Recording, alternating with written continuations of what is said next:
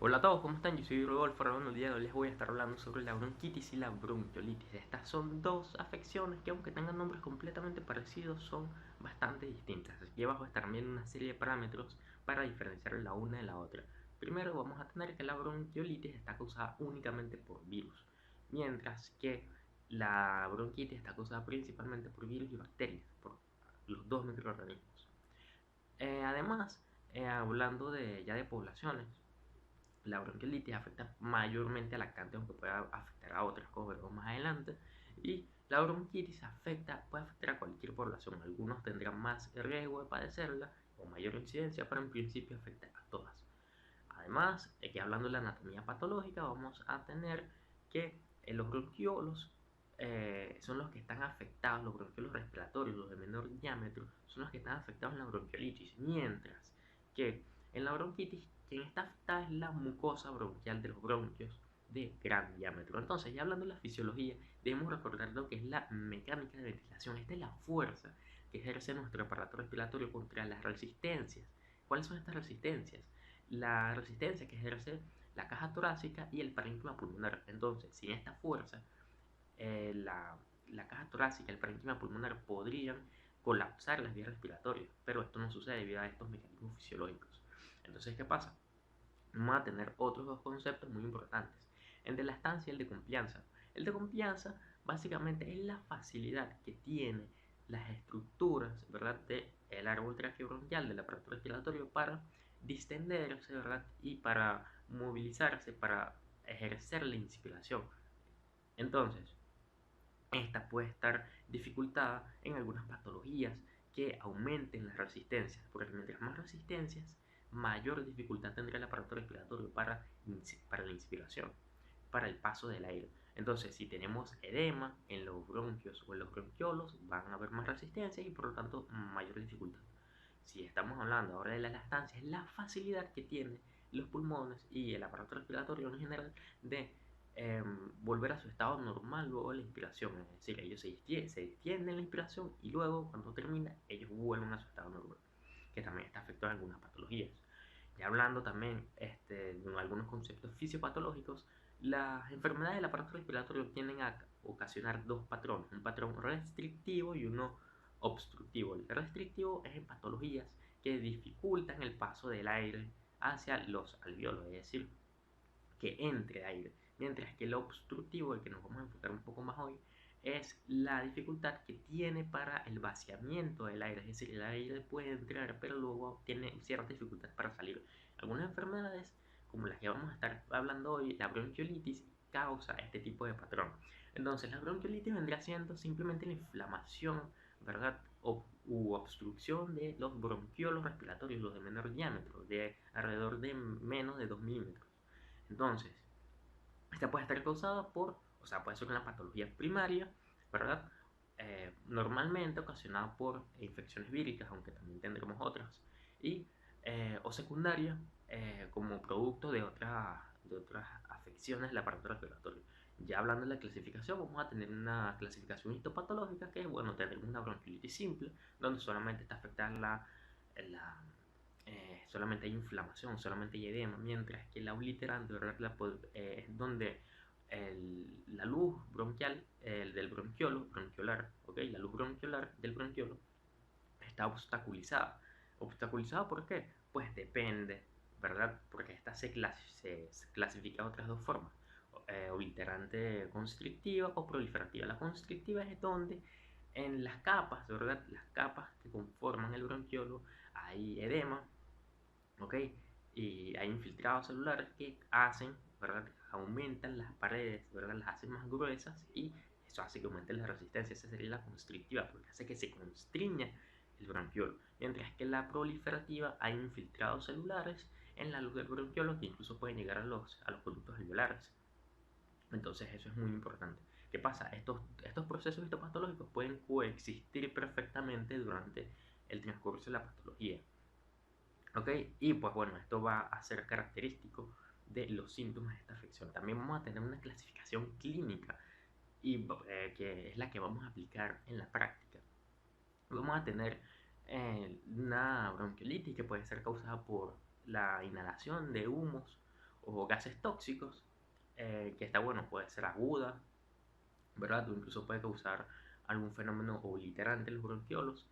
Vamos a tener también las bronquiolitis obliterantes, idiopáticas, bronquiolitis obliterantes, causadas por conjuntivopatías como la artritis reumatoide. De hecho, la bronquiolitis es una consecuencia común de las conjuntivopatías como la artritis reumatoide. Es muy importante, aquí abajo estarán viendo todo eso. Además, tendremos la bronquiolitis obliterante por trasplantes pulmonares, de médula ósea o cardíacos. Y esto es un efecto adverso común de estos procedimientos. Y de las que vamos a enfocarnos hoy más a fondo vendría siendo la bronquiolitis aguda infecciosa. Esta bronquiolitis aguda infecciosa, y hablando de la epidemiología, ¿verdad? Esta afecta principalmente a los lactantes. ¿Por qué? Se los voy a explicar más adelante cuando hablemos de la etiología. Afecta principalmente a los lactantes y que están, por ejemplo, en situaciones de hacinamiento, que no están recibiendo una adecuada lactancia materna. ¿Por qué? Porque la lactancia materna algunos estudios afirman que tiene un efecto protector en los niños, y si no están recibiéndola puede aumentar el riesgo de padecer eh, bronquiolitis. Y pues bueno, aquí estarán viendo otras de las series de factores de riesgo que pueden aumentar la incidencia de bronquiolitis en un lactante. Bueno, por ejemplo, el tener hermanos mayores. ¿Por qué? Porque por lo general un niño, ¿verdad?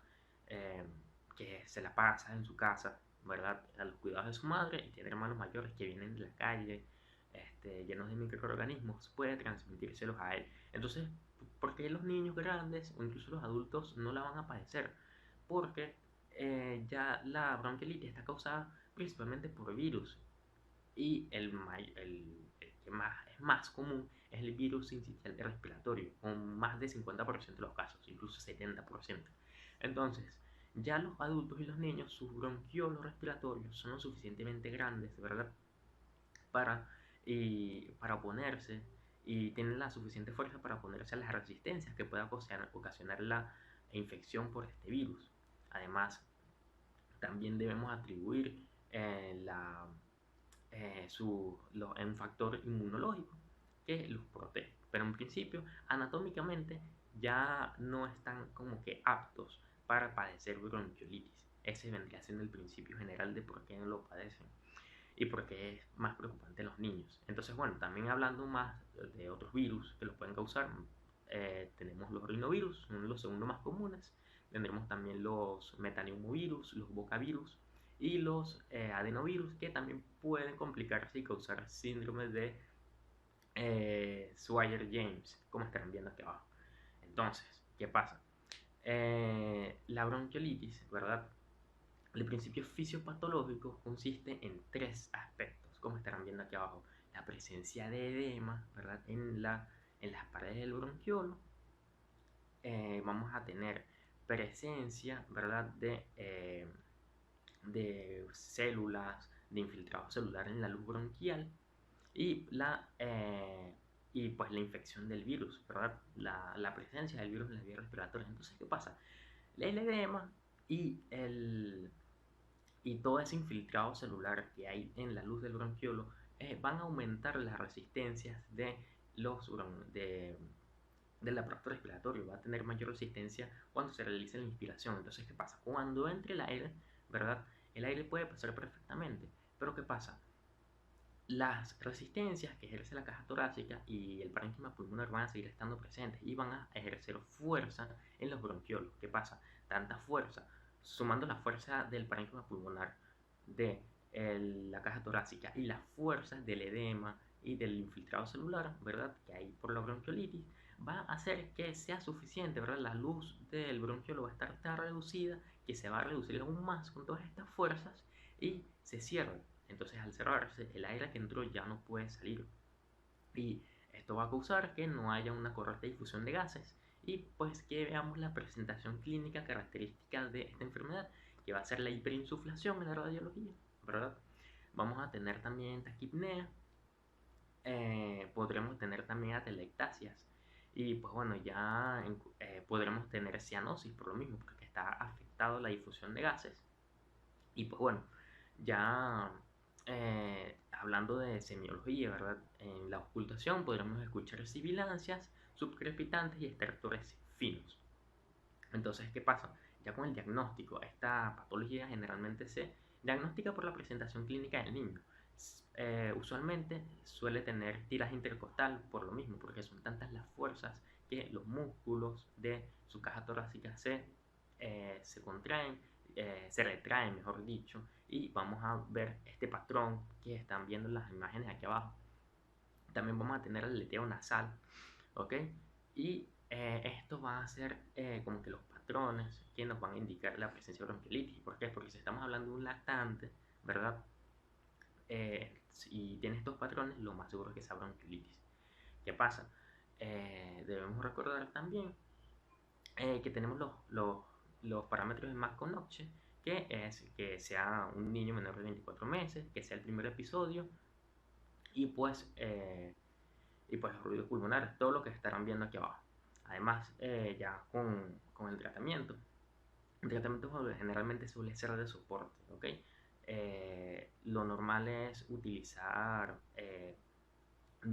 sedantes porque pueden empeorar la situación y utilizar oxígeno o solución salina hipertónica al 3%, incluso también se podría utilizar adrenalina. Y ya bueno, hablando de la bronquitis aguda, esta es una afección sumamente común y no es tan complicada de comprender. La bronquitis aguda, bueno, también las bronquitis se pueden clasificar en crónicas y agudas, pero las crónicas ya entran más en la zona de EPOC y hoy nos enfocaremos más en la aguda, ya que de EPOC hay unos cuantos videos en el canal que pueden ver para entender mejor este proceso. La bronquitis aguda generalmente está causada, ¿verdad? Hablando ya de etiología, está causada por virus y bacterias. Y los virus pueden ser perfectamente los que les nombré anteriormente. Bueno, claro, quitando el virus sincicial respiratorio. Pues bueno, eso, los rinovirus, los metaneumovirus, los bocavirus, los coronavirus, etcétera. Y bueno, entre las bacterias podríamos tener Streptococcus pneumoniae, Staphylococcus aureus, lo típico que afecta al aparato respiratorio. ¿Qué pasa? Esta enfermedad suele afectar a cualquier tipo de población y es muy común. De unas 1000 personas que acudan a consulta médica, unas 100 o algunas 70 pueden padecer esta enfermedad. Pero ¿qué pasa? La bronquitis aguda es una enfermedad que no tiene un proceso fisiopatológico tan complejo. Lo que pasa es que ante la presencia de una infección, ¿verdad? Una infección vírica, por ejemplo, la infección vírica predomina un 90% sobre la bacteriana. Esto causa, ¿verdad?, que la mucosa del bronquio, el epitelio, se descame, es decir, pierde el epitelio y al perder el epitelio, la membrana basal va a estar descubierta.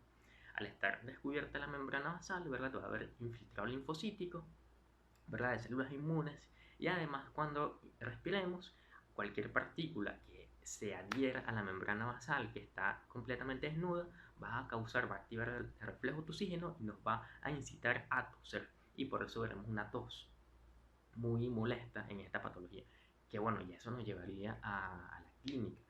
En la bronquitis aguda, lo normal es ver un cuadro catarral, ¿verdad? Un cuadro con tos, una tos productiva a los 3 o 4 días, que puede ser purulenta en algunos casos y en otros casos no.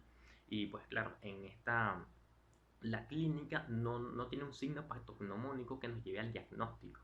Entonces por eso ya entrando a esa zona del diagnóstico, no se deben realizar ni radiografías ni nada porque el diagnóstico más bien vendría siendo por descarte. Es decir, si descartamos que no es neumonía, no es EPOC ni ninguna otra patología del aparato respiratorio, daremos con que bueno, debe ser una bronquitis aguda. Por lo normal, por lo general, la radiografía, si se utiliza para descartar neumonía, va a estar completamente normal. Podría notarse alguna pequeña afección, pero en teoría va a estar completamente normal. Y ya con el tratamiento, lo usual es que sea de soporte, es decir, respiración de oxígeno. Se puede utilizar codeína o dextrometorfano y todo eso para disminuir los síntomas. Y por lo general esta afección es de resolución espontánea. Se cura a las 2 a 3 semanas y si no se cura, pues ya hay que estar más atento. Y bueno, eso fue todo el video de hoy.